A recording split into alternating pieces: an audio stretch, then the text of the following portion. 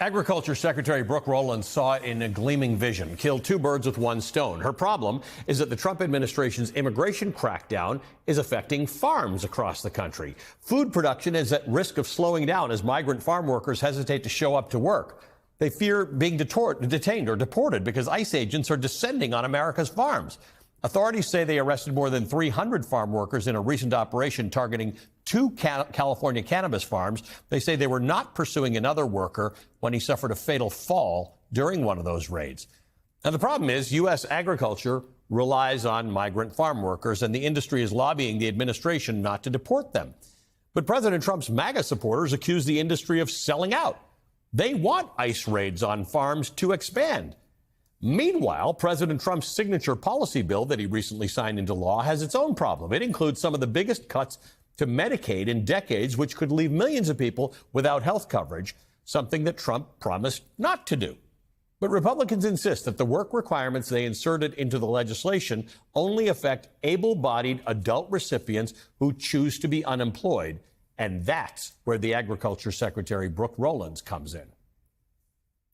We must be strategic in how we are implementing the mass deportation so as not to compromise our food supply. Ultimately, the answer on this is automation, also some reform within the current governing structure. And then also, when you think about, there are 34 million able-bodied adults in our Medicaid program. There are plenty of workers in America. It's so simple. We'll deport migrant farm workers, and then their jobs will free up for Medicaid recipients who need to work to continue receiving health care. They'll qualify for health coverage, and America's food supply will be secured. Two birds, one stone.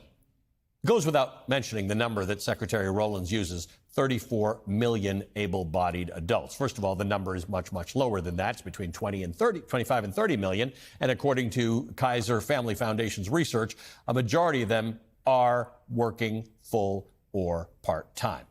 As of 2023, 44% of Medicaid recipients are working full-time, 20% are working part-time. So that 34 million number, just get it out of your mind. But the suggestion dovetails perfectly with this very persistent myth that the millions about to be kicked off Medicaid as a result of this bill are overgrown children who are hooked on video games, people who clearly should be working. Carl Hulse wrote in the New York Times how the lazy gamer has become for Republicans this generation's welfare queens, a convenient punching bag for cutting public benefits.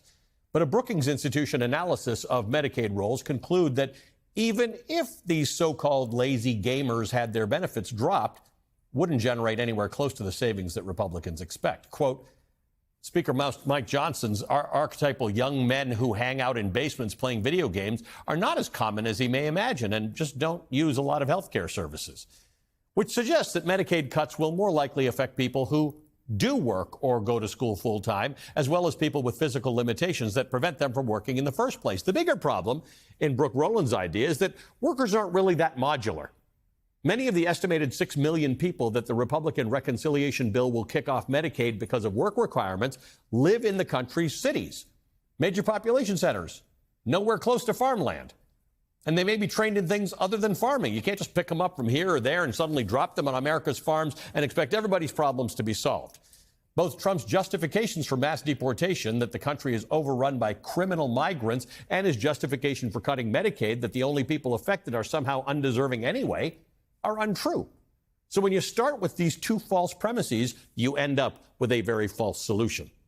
Joining me now is Julie Rovner, the chief Washington correspondent at KFF Health News. Before that, Rovner spent 16 years as a health policy correspondent for NPR, where she helped lead the network's coverage of the passage and implementation of the Affordable Care Act. And Ezequiel Hernandez, a professor at Penn's Wharton School. Hernandez's research centers on immigration and economic growth. He's the author of The Truth About Immigration, an excellent book, Why Successful Societies Welcome Newcomers. Welcome to both of you. Thank you very much for being here. I actually never imagined a world in which the two of you experts would converge in the same thing. So thank you to the Agriculture Secretary for that. Julie, let's start, first of all, with Brooke Rollins talking about how 34 million people are going to solve our migrant farm worker problem. Let's just talk about the number of people and who they are who are on Medicaid, who apparently are available to work. Well, there's one myth that you missed, which is that people are not living off of their Medicaid checks. This is not welfare. Medicaid is paid to healthcare providers when people get healthcare services. I'm just going to stop you there because this is a huge point. You can't get rich off of Medicaid benefits. Right. You not only can't get rich off it, you can't live off of Medicaid benefits. So all of these people are doing something else to support themselves. And as you pointed out in that slide, most of them already work. They go to school. They take care of somebody. Or many people can't work, but they also can't qualify for disability. So there are a lot of people with disabilities who get Medicaid who aren't technically disabled according to the government rules. So there really aren't that many people who are available to go pick the crops if we end up deporting a lot of these migrant agriculture workers. And Zeke, Western governors and members of Congress and senators, Republicans, have for decades been saying this is a real issue. You can't solve it with deportations. They've been tried everything, whether it's guest worker programs or accelerating the ability of people who work on farms to get residency in the United States, because, like it or not, from a policy perspective, we are dependent upon migrant workers for our agriculture in this country.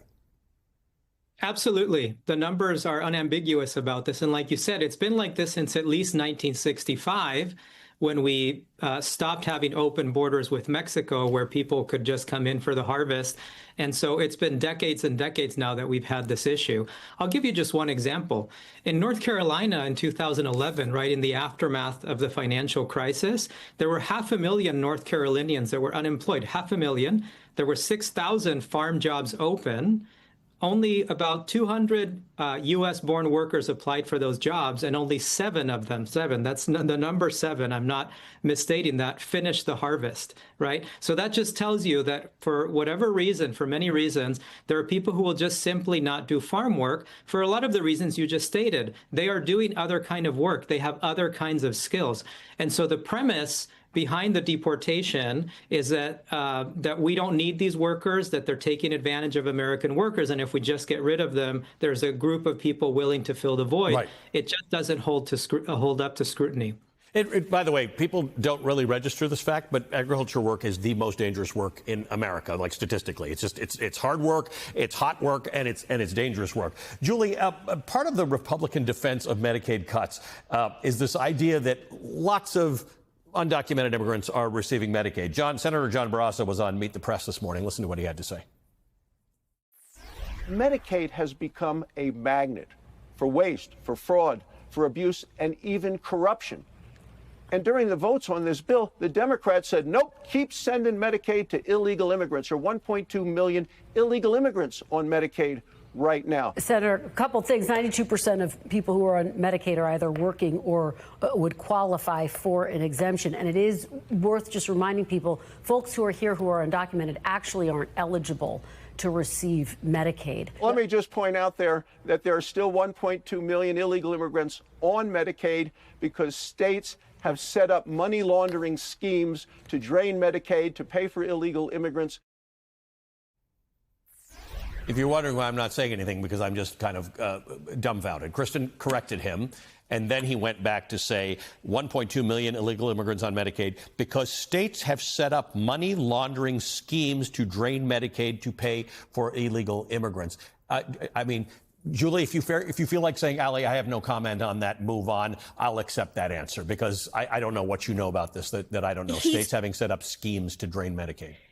He's conflating two different things. There are some states that are using their own money, not federal money, to cover people who are not here with documentation, because those people also get sick, and if they get sick, they can threaten people who are here legally and who are citizens. And it is something that a couple of states, notably California, have decided to do. The other thing he's talking about is something else that this bill goes after, which is a way that states are raising money to pay their share of Medicaid expenses. Medicaid's a shared program between the states and the federal government. This has been something that this bill goes after, but Democrats have gone after it. Republicans have gone after it. You can call it money laundering. You can call it states raising money to pay their share, which is basically what it is.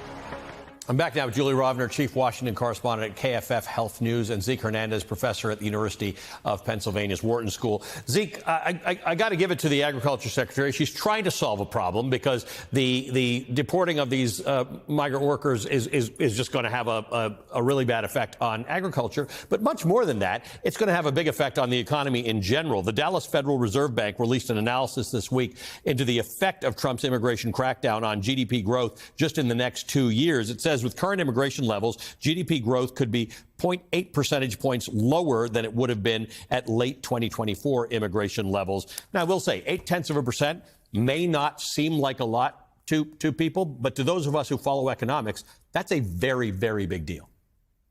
Yeah, I mean, you're talking billions of dollars on the low end. I think people have to remember that when you're kicking out hundreds of thousands, or according to the administration's goals, millions of people, these aren't just people doing essential jobs. By the way, a recent study came out showing that the biggest predictor of undocumented border crossings is job openings, unfilled job openings in America, which shows that that's kind of the primary role that these people are filling. But these are not just workers. An obvious thing once you state is that these are consumers. In fact, there's been reports recently in the Wall Street Journal and other outlets that firms are literally reporting lower sales because Hispanics, and not just undocumented Hispanics, but those who are here legally, are too afraid to go out, so they're not spending, which means that businesses are having fewer sales. Think about the trillions of dollars in taxes that over the long run these immigrants pay. They play a lot of roles in the economy beyond just filling jobs that are essential in the economy. All of that lowers GDP and it affects your pocket. And by the way, it also causes inflation because businesses have to reduce output. Julie, again, Brooke Rollins talked about 34 million people. Once you do the math and you take out those who are, as you mentioned, actually working, because Medicaid is not a income replacement, and those who are working part-time and those who are unable to work by virtue of their physical condition or being a caregiver to somebody, you're actually left with a relatively small number. Now, I totally get that if you want to have all those people work, the solution doesn't seem to be this, doesn't seem to be shipping them across the country to work on a farm somewhere. Has there ever been a solution that makes sense? Well, I was interested because I hadn't really seen that Brooke Rollins clip before, but Sarah Huckabee Sanders, the governor of Arkansas, was standing with her. And Arkansas was the one state that did these work requirements during the first Trump administration. And one of the things that they discovered is that it did not increase work. In addition to kicking off the rolls, tens of thousands of people who were still eligible, but they just couldn't navigate the reporting requirements. It did not make people work more because, as we pointed out, people were already working. I think another really important thing about immigration and healthcare is how much of the healthcare workforce are immigrants, and that if these people get deported, a lot of these particularly rural areas that are going to be hit hard by these Medicaid cuts are also going to lose a lot of their providers. We're talking doctors and nurses aides and basically everybody who works in healthcare. Nearly 1 in 5 healthcare workers is an immigrant. And that is a field that has not lost workers in decades because we're so short of it. We need way more people, not fewer people working in healthcare.